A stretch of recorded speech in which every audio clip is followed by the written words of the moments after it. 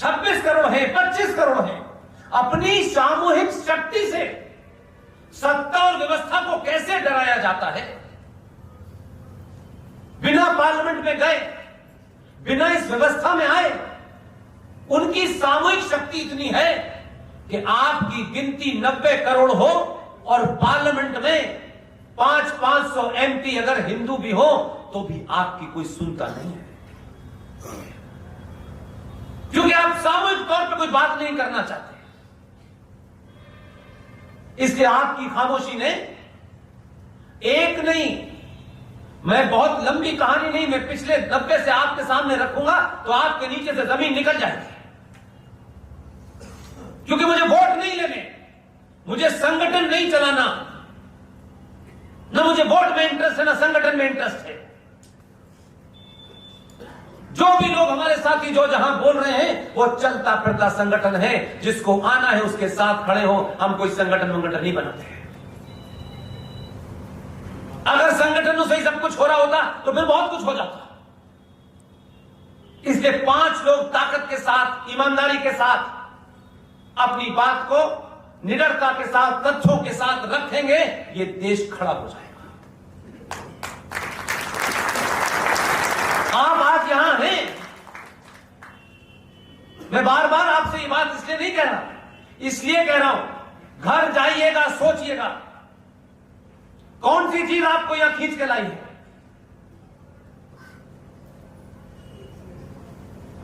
क्या invitation card पे लिखा था कि प्रोग्राम खत्म होने के बाद भोजन होगा?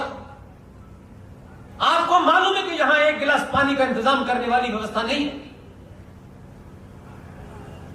ये रूबल के कारण आप इतने सारे लोग आए हैं, हम कुछ दे ही नहीं सकते आपको, लेकिन आप उस प्रॉब्लम का हल ढूंढ रहे हैं जिसके कारण आप 90 करोड़ होने के बाद भी इस आजाद भारत के हर शहर से पलायन कर रहे हैं। यह देवभूमि मैं होगा नहीं होगा मैं नहीं जानता, लेकिन रूबल जैसे करोड़ों लोग होंगे। ये 15 साल से ज्यादा देवभूमि रह जाए तो मुझे याद कीजिएगा, ये नहीं रहने वाली। ये तथाकथित दलाल जो सत्ता के हैं, हम 20 साल से हैं, हम 15 साल से हैं, इन्होंने ही इसको जिहादी भूमि बनाया है। इसलिए आपके राज्य में एक कोई दवाई बेचने वाला है जो अलीगढ़ का है, जो दवा बनाता है। सरकार ने जिनके ऊपर कल जिनका FCRA यानी फॉरेन कंट्रीब्यूशन रेगुलेशन एक्ट के तहत,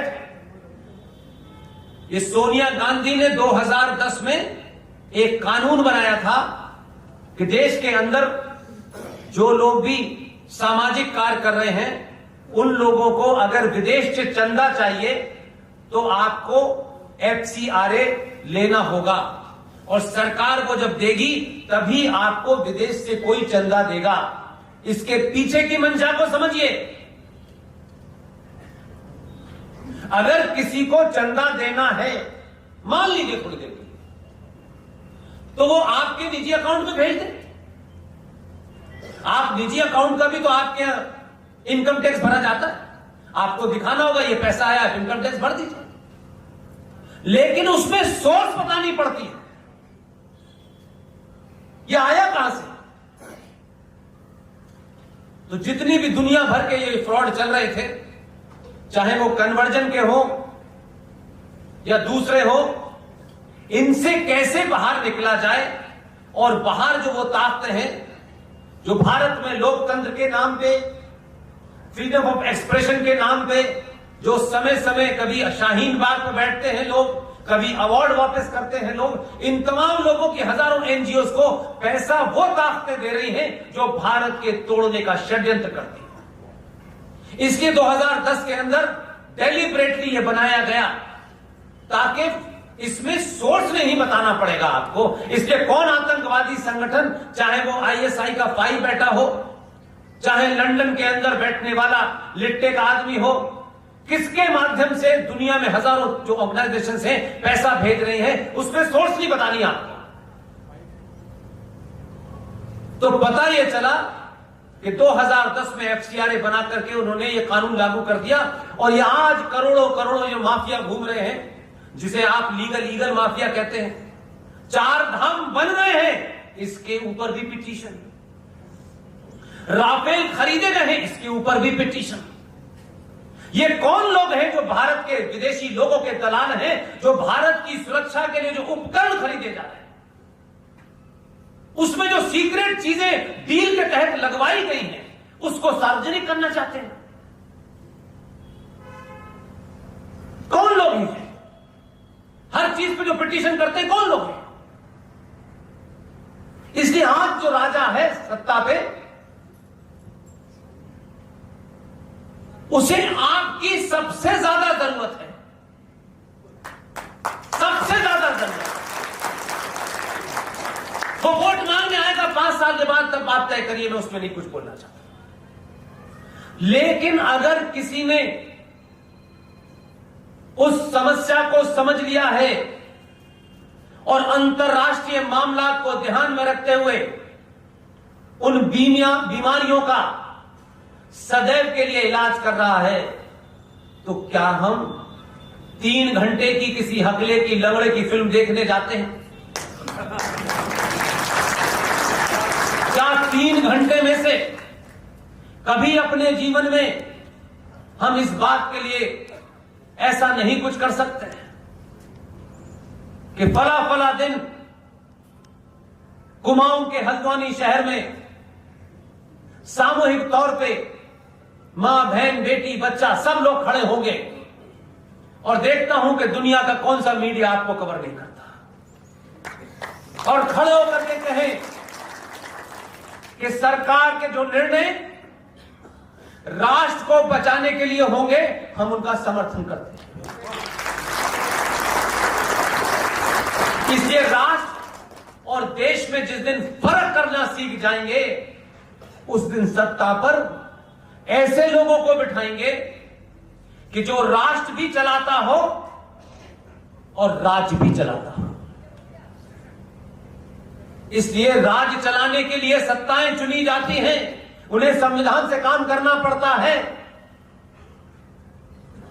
इसलिए पहली बार अगर मैं महारानी अहिल्याबाई होलकर को देखता हूं, कहां महाराष्ट्र की रहने वाली, वहां से निकल के इंदौर में उन्हें राज किया, और इंदौर से रहते हुए अहिल्याबाई होलकर ने राज्य भी चलाया, और इस राष्ट्र की आस्थाओं को बचाने के लिए बनारस के मंदिरों का जीर्णोद्धार भी किया।